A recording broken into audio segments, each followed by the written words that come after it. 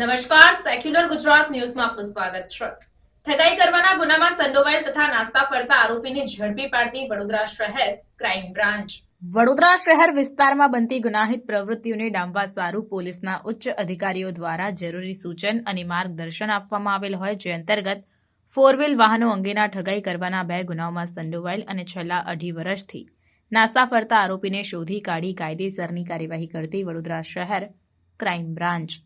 જણાવી દઉં કે આ કામગીરી અંતર્ગત મુસ્તાક ઉર્ફે બોક્સવાલા જુમ્માભાઈ શેખની ધરપકડ કરવામાં આવી છે અને તેની વિરુદ્ધમાં કાયદાકીય કાર્યવાહી હાથ ધરાઈ। ક્રાઇમ રિપોર્ટર સમીર આગેવાન, સેક્યુલર ગુજરાત ન્યૂઝ, વડોદરા। સમાચારોની અવનવી અપડેટ્સ માટે જોતા રહો સેક્યુલર ગુજરાત ન્યૂઝ।